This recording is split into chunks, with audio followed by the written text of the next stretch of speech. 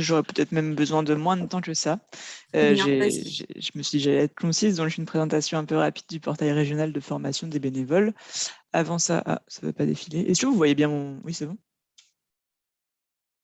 Super. Avant ça, donc le Oui. mouvement associatif, un mot dessus si vous ne connaissez pas. Donc c'est un mouvement qui est national. On est présent dans toutes les régions de France. Notre action, elle est surtout de porter la voix des associations donc nationalement au travers des grandes têtes de réseau national. Régionalement, c'est plus au travers des têtes de réseau régionales, donc que sont par exemple le RIM, l'UNAT, Unicité, l'URAF pour les associations de famille, l'URIOPS pour le sanitaire et social, la FRALA, la FRANA, ce sont les associations de radio associatives, Graines Nouvelle-Aquitaine et Graines Poitou-Charentes sur les questions d'éducation relatives à l'environnement, le RAMI sur le mémoire et immigration, France Bénévolat, Passerelle Compétences, la Fonda Sud-Ouest et une coordination qui est en train de se créer, coordination justice et droits humains, qui regroupe la Ligue des droits de l'homme, le droit au logement, défenseurs du droit. Il me semble qu'il y a aussi Amnesty, enfin tout un tas comme ça d'associations en lien avec la justice et les droits humains. Donc on essaie de parmi ses membres de pouvoir représenter le plus exhaustivement possible les secteurs associatifs pour qu'on ait une parole vraiment large et que quand on s'adresse au pouvoir public que sont la région ou l'État, qu'on puisse avoir une représentation assez exhaustive. Le portail régional de formation des bénévoles. Donc ça, c'est au travers de rencontres qu'on a menées sur les départements en 2019 pour un peu aller écouter ce qui se passe sur le territoire. Différents constats ont été faits. Je ne sais pas quel... il y a un bruit parasite. Différents constats ont été faits. Donc, du côté des associations, elles souhaitaient ouvrir leur formation au-delà des personnes qu'elles touchaient déjà. Elles montraient des difficultés à remplir leur session de formation. Et puis surtout, elles manquaient de lisibilité, de visibilité pour les formations qu'elles menaient déjà. Et côté bénévole, il y avait une volonté de se former pour renforcer leurs actions et leurs projets associatifs. Et de la même façon que les associations avaient un manque de lisibilité, les bénévoles finalement avaient aussi un manque de lisibilité sur ce qui se passait et souhaitaient avoir de meilleures informations. Je ne sais pas si c'est possible de couper le micro de la personne qui parasite. Peut-être c'est mes oreilles qui sont sensibles. Il y a peut-être que moi qui l'entends. Non, t'es pas la seule, Marine. Non, Ah, on ok. entend aussi, mais voilà, je C'est pense bon. que c'est bon. Super. Donc, pour construire ce portail régional de formation des bénévoles, on a, parmi nos membres et parmi les membres de nos membres, on a regroupé différents acteurs. Donc, il y a la Ligue de l'enseignement de la Vienne, le CROSS Nouvelle-Aquitaine, l'URIOPS Nouvelle-Aquitaine, le SAVACES, qui est un collectif d'acteurs de la vie associative en Charente, la COFAC, la FONDA, le CRAGEP, le RADI, la Ligue Nouvelle-Aquitaine, un collectif d'acteurs qui organise des formations dans les Deux-Sèvres, mais aussi la région Nouvelle-Aquitaine, les services vie associative et l'État avec la DRAGES. Il y a eu ce petit collectif qui s'est constitué pour pouvoir proposer ce portail régional de formation des bénévoles, qui a donc pour objectif de faire connaître l'offre globale de formation en région, avec un outil intuitif et simple pour les bénévoles, de recenser et donc de donner de la visibilité aux formations proposées, que ce soit que ce soit des formations proposées par le FDVA 1, mais aussi en dehors, c'est vraiment ouvert à tout le monde. C'est ouvert aux associations, c'est aussi ouvert aux collectivités, vous verrez. Et donc, en proposant cet outil, on voit quels acteurs sont sur notre territoire qui proposent de la formation. Donc, on peut créer, ça encourage l'interconnaissance. On peut aller se renseigner auprès d'eux, créer des synergies, des dynamiques de réseau, etc.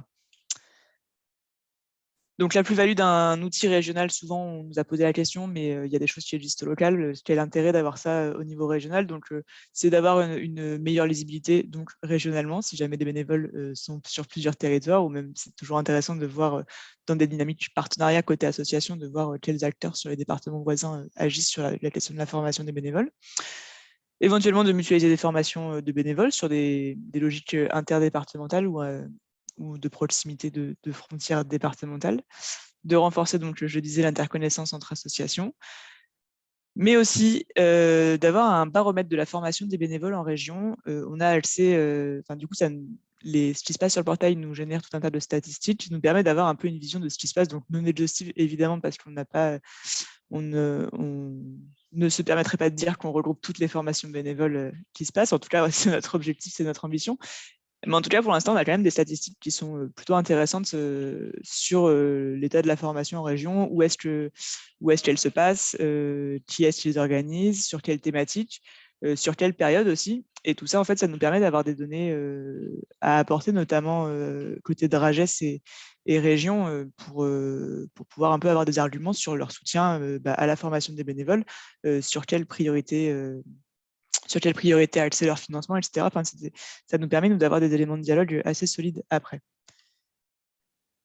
Trêve de bavardage, je vous fais une présentation en direct du portail de formation des bénévoles.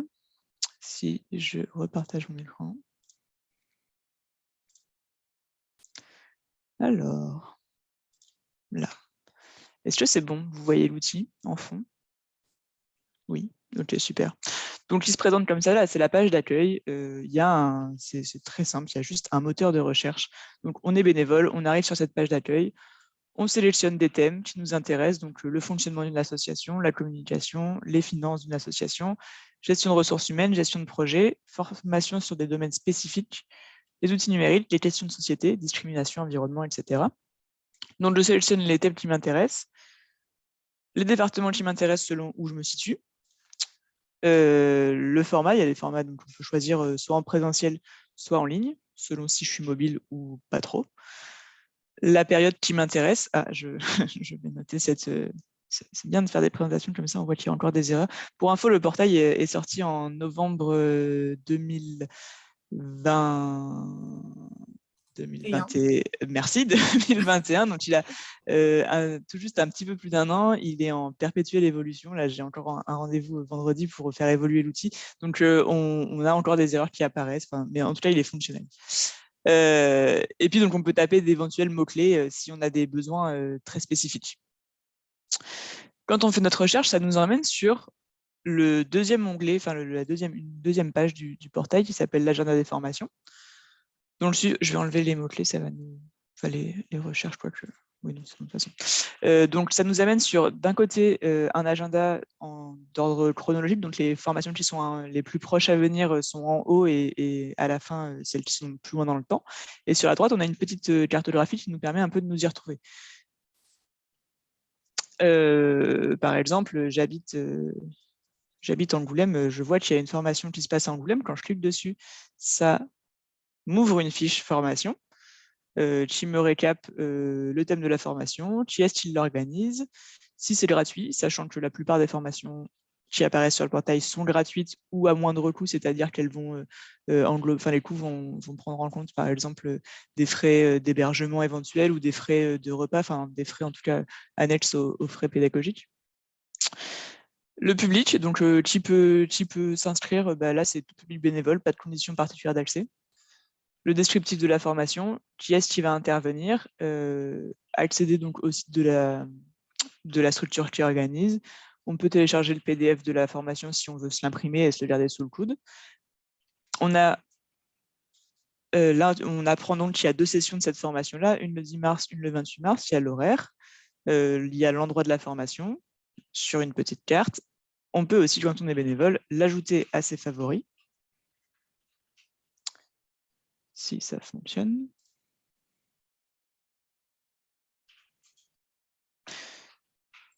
Je ne sais pas si ça marchait.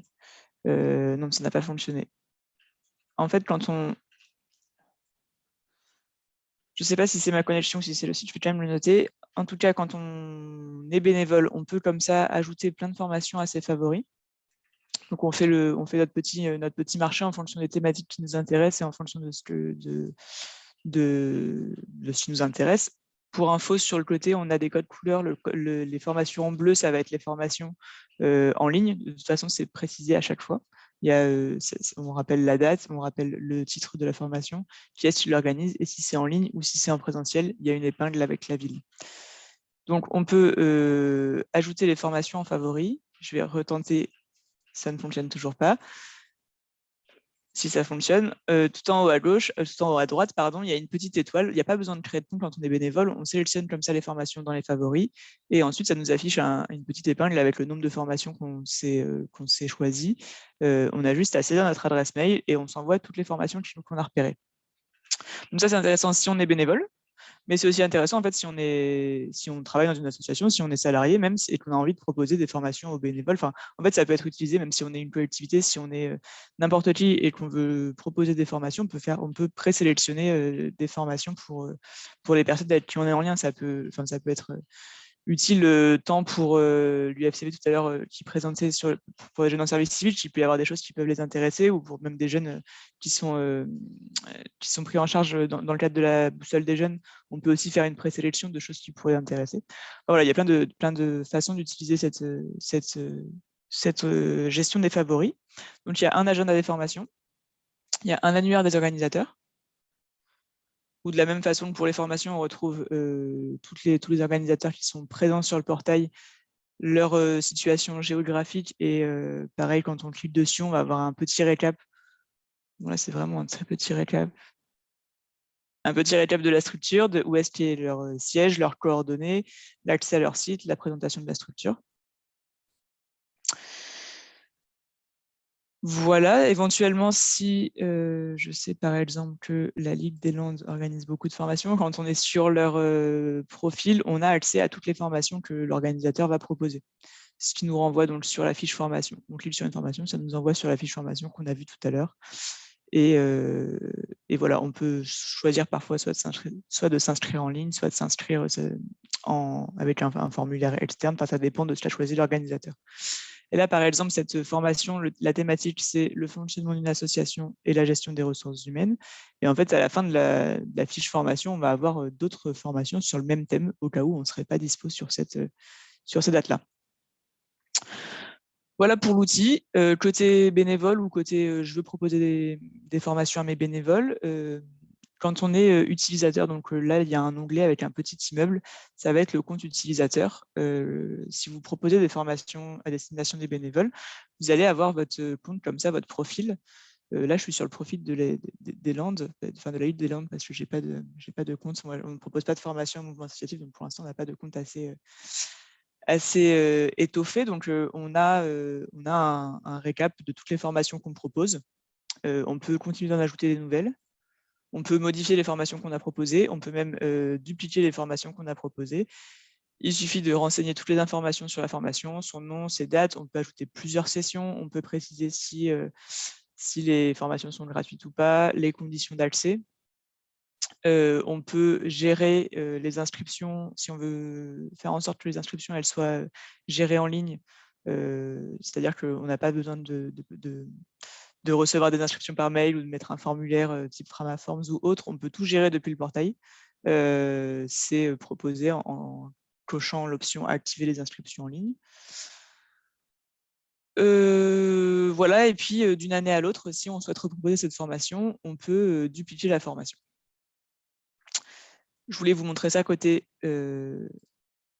utilisateur, et vous avez aussi accès, si vous proposez des formations à destination des bénévoles, par exemple pour la rédaction des rapports d'activité qui peuvent être toujours un peu fastidieux, vous avez un récap des formations, enfin sur le volet formation, en tout cas de votre activité passée, vous avez le récap des formations que vous avez proposées. Donc vous choisissez la date, enfin l'année concernée, et puis vous avez le nombre de formations que vous avez publiées, le nombre de formations en présentiel ou à distance, où est-ce que vous les avez organisées. Donc là, c'est sur le département des Landes, sans trop de surprise. Les thèmes que vous avez principalement utilisés, là, par exemple, principalement mis en avant dans vos formations. Et puis la répartition par trimestre. Enfin, voilà, du coup, vous avez des statistiques pour l'instant assez succinctes, mais qui peuvent vous aider dans la rédaction de vos rapports d'activité. Et puis après, dans un second temps, là, au courant de l'année, on va proposer des statistiques un peu plus étoffées sur notamment les visites, les inscriptions, combien est-ce que de bénévoles viennent voir nos formations, etc. Dernière chose, quand vous avez votre petit agenda comme ça, vous l'avez sur le portail, mais vous avez aussi la possibilité de l'intégrer directement sur votre site. C'est-à-dire que vous saisissez toutes vos formations sur le portail, et elles peuvent être intégrées sur le site. Là, par exemple, c'est le site du PALVA, donc c'est un réseau d'associations en Pays Basque, oui c'est ça, Pau-Pyrénées, qui organise des formations. Et donc, ils ont saisi toute leur formation sur le portail. Et en fait, sur leur site, dans l'onglet formation des bénévoles, ils ont mis leur agenda qui s'alimente et s'actualise automatiquement. Donc, comme sur le portail, on clique sur la formation, on a le récap de la formation, comment est-ce qu'on s'inscrit, etc. Donc ça peut être un plus si vous avez des onglets formation des bénévoles dans vos sites internet. Voilà pour la présentation du portail.